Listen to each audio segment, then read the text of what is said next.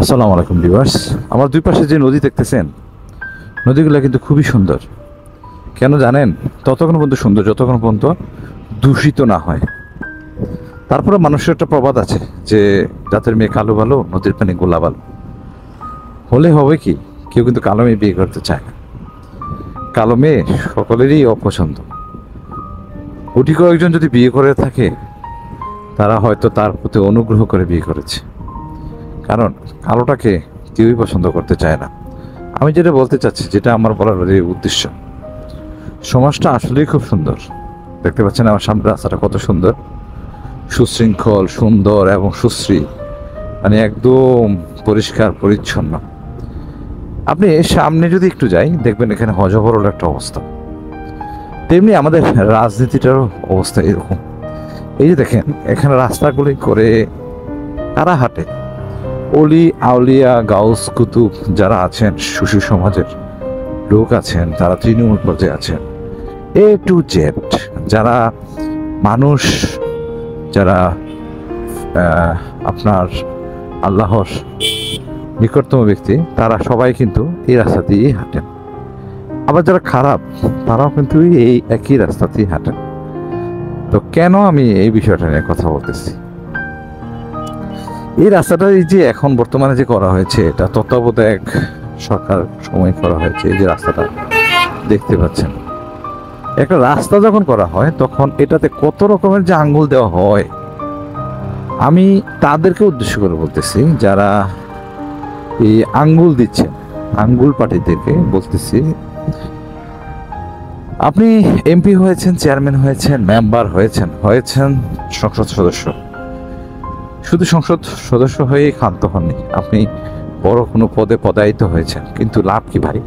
পদে পদায়িত হয়ে একবার যে এমপি হয়, মন্ত্রী হয়, তার উত্তরসূরি যারা আছেন, পূর্বসূরি যারা আছেন, তারা এই উত্তরসূরি যারা আছেন, তারা পরবর্তীতে কি করে? সারাটা জীবন বসে খাওয়ার একটা চিন্তা ভাবনা করে। তো এই যে একটা তার প্রতি একটা আকাঙ্ক্ষা, লোভ, লালসা, যে আমার আত্মীয় যদি একজন এমপি হয়, তার নাম ভাঙিয়ে দুনিয়াটাকে মনে হয় বিক্রি করে দেয়, এমন একটা অবস্থা। এটা এমপি অনেক বড় পাওয়ার, এটা জনগণের একজন উনি বলা যায় কর্মচারী, বলা যায় জনগণের জন্য উনি কাজ করেন। উনি দেশের জনগণের জন্য, উন্নয়নের জন্য ওনার হাতে বিশাল বড় দায়িত্ব নিহিত হয়ে থাকে। কিন্তু ওনারা করেন কি? আপনি 100-র মধ্যে 99% মানুষই খারাপ। আমি তো প্রায় সময় দেখি যে 100 জনের মধ্যে 100 জনই থাকে। এই যে একটা লাইন ধরে দাঁড়িয়ে আছে, এরা কিন্তু লাইন ধরে দাঁড়িয়ে থাকতো না যদি এমপি মন্ত্রীরা তাদের নিজস্ব কাজ করতো। এখন বর্তমানে তত্ত্বাবধায়ক সরকার চলতেছে, এখন কোনো মেম্বার পার্লামেন্ট, তারপরে হচ্ছে পার্লামেন্ট অফ মেম্বার, এখন কাউন্সিলর, এরা নেই, তারপরও দেশটা শান্ত আছে। তো কিছু এই সমাজে কিছু লোক আছে যারা দেশটার মধ্যে একটা বিশৃঙ্খলা সৃষ্টি করতে চাচ্ছে। তাদের লাভটা কি? তারা চাচ্ছে বিশৃঙ্খলা সৃষ্টি হলে একটা নির্বাচন দিবে, নির্বাচন দিলে সরকার আসবে, সরকার আসলে সুপারিশ হলে আপনি যা ইচ্ছা তা করতে পারবেন। এখন আমরা যা দেখতেছি টিভিতে বিভিন্ন জায়গায়, যে একটা পার্টি চলে গেছে, আরেকটা পার্টি এসে হাঁ করে বসে আছে হুমড়ি খেয়ে খাওয়ার জন্য। ভাই, এই যে খাবেন, এটা কি আপনার বাবা দিয়ে গেছে এখানে? আপনার দাদা দিয়ে গেছে এখানে? এটা তো জনগণের সকলের। তো জনগণের জিনিস আপনি ধান্দার আশায় করতেছেন যে এখানে আমি ধান্দা করে একটা ব্যবসা করব আর দুনিয়া টাকা লুটপাট করব। এই যে তত্ত্বাবধায়ক সরকার যদি না থেকে, যদি সরকার থাকতো, দলীয় সরকার, এই গাছ নিয়ে যে একটা কি হরিলুট হইতো, তারপরেও কম হচ্ছে না হরিলুট। দেখানো যাচ্ছে না দুর্নীতিবাজদেরকে কোনোভাবে চোখে আড়াল করা যাচ্ছে না। আমি মনে করবো প্রত্যেকটা নাগরিককে সচেতন হওয়া উচিত এবং আপনি তদারকির মধ্যে রাখা উচিত। কেন জানেন?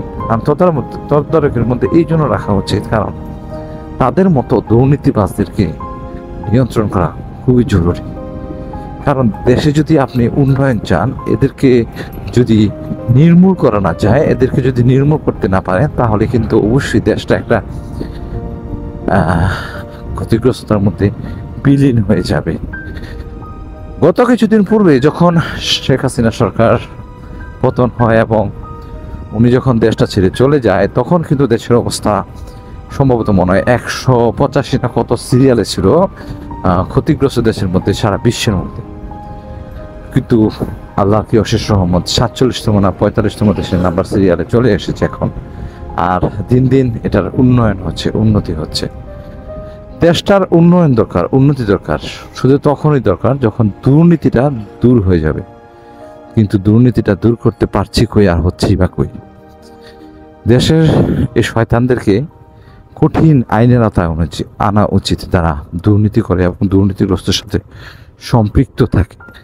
দেশে বিভিন্ন জায়গায় অবৈধভাবে টোল নেওয়া হতো, আপনার অবৈধভাবে চাঁদা তোলা হতো, এগুলি এখন মোটামুটি লাঘব হয়েছে। টেন্ডারবাজি তো আছেই। সরকারের যে কোনো ছোট একটা বিষয় হলেও তাদের যে অত্যাচার, তাদের অত্যাচার থেকে রেহাই পায়নি সাধারণ মানুষ। এবং তারাই নির্বাচন চায় যারা রাস্তা থেকে 2%, 3%, 5% দুর্নীতি করে নিতে পারবে।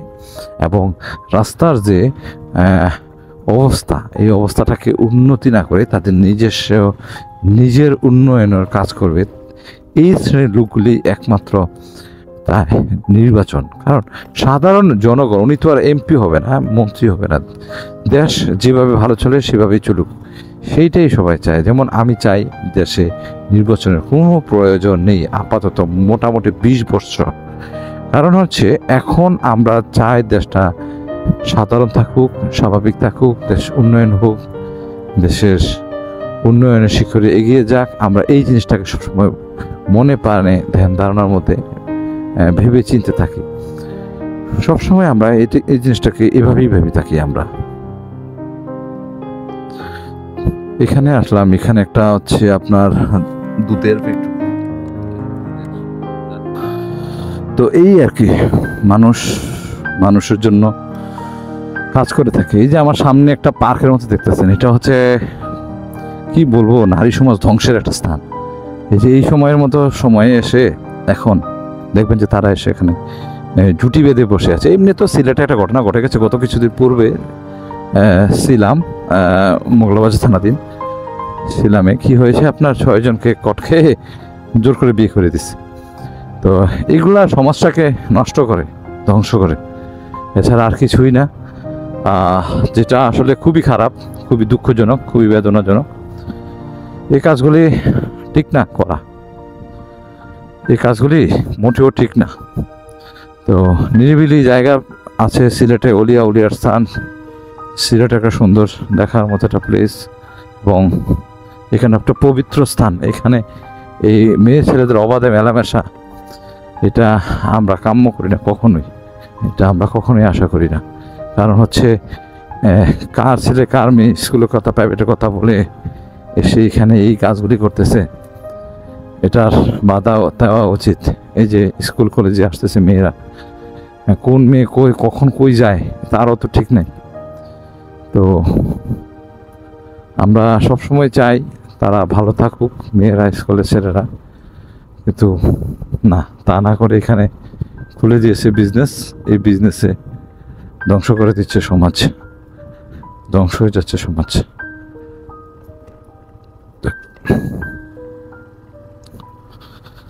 এই সমাজ ধ্বংসের রেশনল থেকে মানুষ কিভাবে উঠে আসবে আমি বুঝি না কিছু।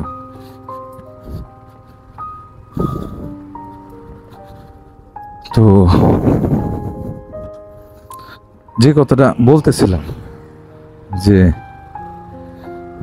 এমপি মন্ত্রীরা তারা একবার যদি এমপি মন্ত্রী হতে পারে, তারা মনে করে আমার 20-30 গোষ্ঠী আর কোনোদিন কোনো কাজ করা লাগবে না, শুধু এখানে ভেঙে চুরে, এই সম্পদ ভেঙে চুরে তারা খাবে। তো এত পরিমাণে যদি দুর্নীতি করে, মানে 1000 কোটির নিচে কোনো কথা নেই, কে আর কত 1000 কোটি টাকা সম্পদ হবে সেটা নিয়ে খুব ব্যতিব্যস্ত, শুধু ব্যতিব্যস্ত বললে ভুল হবে, মানে একদম পাগল। আর এখন বর্তমানে যারা তত্ত্বাবধায়ক সরকারের মধ্যে আছে তাদেরকে বলতেছি, তারা আসলে খুব ভালো কাজ করতেছে এখন। এই যে দেখছেন ছেলেটা এখন রুটি বিক্রি করতেছে। দেশের অবস্থা খুবই নাজুক করে ছেড়ে দিয়েছে সাবেক সরকার, কারণ তারা যা করেছে এগুলো আর বলার মতো না। দেশের খুবই ক্ষতি করেছে তারা। আর এখন এক পার্টি আবার দ্রুত চাচ্ছে নির্বাচন দাও, নির্বাচন দাও, কালকের মধ্যে নির্বাচন দাও। আজকে রাত্রে যদি তারা নির্বাচন পেয়ে যায়, কালকে সকাল থেকেই শুরু করে দিবে দুর্নীতি। মানে কালকে সকাল লাগবে না, রাত্রে থেকেই দুর্নীতি শুরু করে দিবে যে কালকে সকাল তো ক্ষমতা নিতেছি, তো তোমরা চলে এসো, আমরা এখনই শুরু করে দিই লুটপাট। এটা তো আমার বাপ দাদার সম্পদ। তো মিজানুর রহমান আজহারির মতো একজন ভালো লোককে তারা আঙ্গুল দিয়ে বলেছে যে এক দল খেলে গেছে আরেক দল খেলে যাচ্ছে। তো তারা কেন যে বুঝতে পারে না, আসলে কাউকে উদ্দেশ্য করে কিন্তু কোনো কিছু বলা হচ্ছে না। আমরা সেটাই বলতেছি যে একটা দল খেয়ে গেছে 17 বছর দেশটাকে লুটপাট করে। আমি বুঝি না মরলে তারা কিভাবে হিসাব দিবে, এই হাজার হাজার কোটি টাকার হিসাব তাদের মাথায় আসে কিভাবে, আর তারা এগুলোর হিসাব মিলাবি বা কি করে।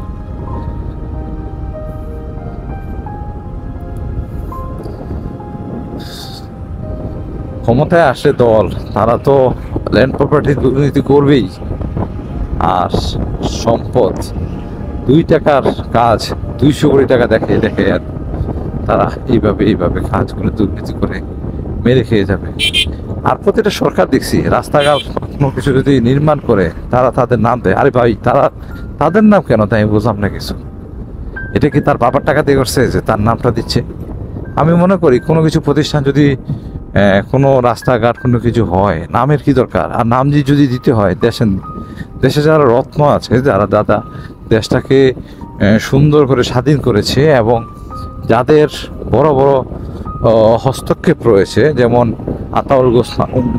আতাউল গনি ওসমানী, এপিজে আব্দুল কালাম আজাদ, তারপরে কাজী নজরুল ইসলাম, রবীন্দ্রনাথ, কাজী নজরুল ইসলাম, জসিমউদ্দিন, হ্যাঁ, ইসলামের কত লোক আছেন, যেহেতু আমাদের ইসলাম কান্ট্রি, এখানে কত অলিয়া উলিয়ার আবির্ভাব আছে, তাদের নাম দেওয়াটাকে আমি যুক্তিযুক্ত মনে করি।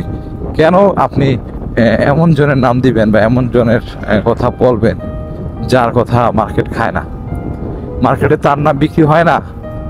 আর এমন কোনো নাম দেওয়াটি দেখেন মানুষ কত কষ্ট করতেছে, এমন কোনো ব্যক্তির নাম দেওয়াও ঠিক না যে নাম আবার আরেকটা দল আসলে তাদের নাম পরিবর্তন করে দিবে। আমি এই জায়গাটাতে আসলেও মানে উপরে দেখেন কত সুন্দর ফুল, দেখছেন তার সৌন্দর্য ছড়িয়ে দিচ্ছে, দেখছেন গ্রাম বাংলার মতো গাছ নিয়ে যাচ্ছে চাচা, গ্রাম বাংলার মতো কি এটা গ্রাম বাংলাই। আর দ্বিতীয়ত এই রাস্তাটা আমি আসলে আমার মনটা ভরে যায়, কত সুন্দর একটা রাস্তা, দেখছেন দুই পাশে গাছগাছালিগুলি কত সুন্দরভাবে ছায়া দিয়ে যাচ্ছে, কত সুন্দরভাবে এই রাস্তাটা কত আসলেই সুন্দর। এই রাস্তাটা এত সুন্দর, যদি আমার ড্রোন থাকতো বা আমি ড্রোন ব্যবহার করতে পারতাম তাহলে বুঝাইতে পারতাম যে এই রাস্তাটা আসলে কত সুন্দর, কতটা মনোমুগ্ধকর এবং আকর্ষণীয়। কিন্তু আমি আসলে আমার ড্রোন নেই, 1 টাকাও ইনকাম হচ্ছে না এখান থেকে, যার কারণে আমি কোনোভাবেই আপনাদেরকে দিতে পারতেছি না এখানের যে সৌন্দর্য, এই জিনিসটাকে আমি দেখাতে পারতেছি না। তো আপনাদের প্রতি আন্তরিক শুভেচ্ছা ও অভিনন্দন জানাচ্ছি। আপনারা আমার ভিডিওগুলি দেখেন, আমি আপনাদেরকে ভালো ভালো ভিডিওই দেওয়ার চেষ্টা করে থাকি, সুন্দর সুন্দর পরিবেশ, সুন্দর সুন্দর স্থান, এইগুলি দেওয়ারই চেষ্টা করে থাকি। ভালো থাকবেন, সুস্থ থাকবেন, সুন্দর থাকবেন, এই আশাবাদ রেখে আজকে আমি আপনাদের জন্য এখানে শেষ করছি। ভালো থাকবেন, সুস্থ থাকবেন। আসসালামু আলাইকুম। আমার পেজটাকে ফলো করে চ্যানেলটাকে সাবস্ক্রাইব করে আপনারা আমাদের সঙ্গে থাকবেন। আসসালামু আলাইকুম।